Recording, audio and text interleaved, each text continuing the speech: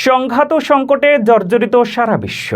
এমন নাজুক পরিস্থিতিতে জাতিসংঘ সাধারণ পরিষদের ৭৮তম অধিবেশনে বাংলাদেশ উত্থাপিত শান্তির সংস্কৃতি শীর্ষক রেজলিউশনটি সর্বসম্মতিক্রমে গৃহীত হয়েছে।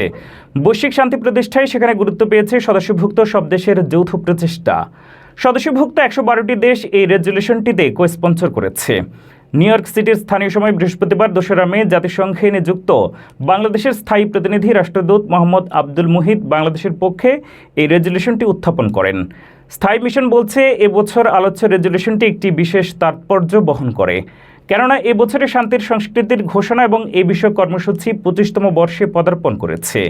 প্রধানমন্ত্রী শেখ হাসিনার প্রথম মেয়াদে সরকার পরিচালনার সময় ১৯৯৯ সালে প্রথমবারের মতো জাতিসংঘ সাধারণ পরিষদে শান্তির সংস্কৃতির ঘোষণা এবং এই বিষয়ক কর্মসূচি গৃহীত হয়।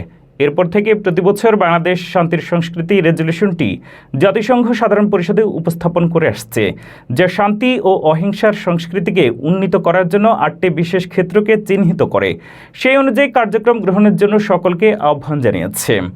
এছাড়া সাধারণ পরিষদের সভাপতির নেতৃত্বে ২০১২ সাল থেকে শান্তির সংস্কৃতি বিষয়ে বাংলাদেশ জাতিসংঘে একটি উচ্চ পর্যায়ের ফোরামের আয়োজন করে আসছে। প্রস্তাবটি উপস্থাপনের সময় রাষ্ট্রদূত মোহাম্মদ আব্দুল মুহিত বিভিন্ন বৈশ্বিক চ্যালেঞ্জের প্রেক্ষাপটে শান্তির সংস্কৃতির অব্যাহত প্রাসঙ্গিকতা তুলে ধরেন। তিনি বলেন, আজ বিশ্ব ক্রমবর্ধমান দ্বন্দ্ব এবং মানবিক মর্যাদা অবজ্ঞার মুখোমুখি।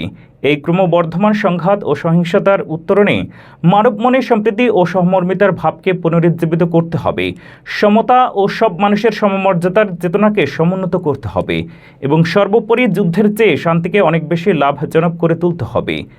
এবারের রেজলিউশনটিতে শান্তির সংস্কৃতির ঘোষণা এবং এ বিষয়ক কর্মসূচির ২৫তম বার্ষিকী যথাযথভাবে পালন ও উদযাপনের জন্য সাধারণ পরিষদের সভাপতিকে দিনব্যাপী একটি উচ্চ পর্যায়ের ফোরাম আহ্বান করার জন্য অনুরোধ জানানো হয়েছে। এছাড়া এই রেজলিউশনে সাধারণ পরিষদের সদস্য রাষ্ট্র, জাতিসংঘের আন্তর্জাতিক ও আঞ্চলিক সংস্থা, নাগরিক সমাজ, বেসরকারি খাত, বিভিন্ন শিক্ষা প্রতিষ্ঠান এবং মিডিয়া সহ অন্যান্য অংশীজনদের শিক্ষা ও জনসচেতনতা সম্প্রসারণ সহ অন্যান্য আয়োজনের মাধ্যমে যথাযথভাবে এই বার্ষিকীটি পালনের আমন্ত্রণ জানানো হয়েছে।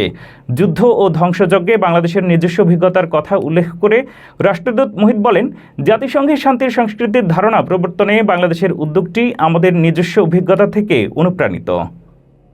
নিয়ামতুল্লাহ সিরাজি, এন্টারপ্রেনিউর নিউজ।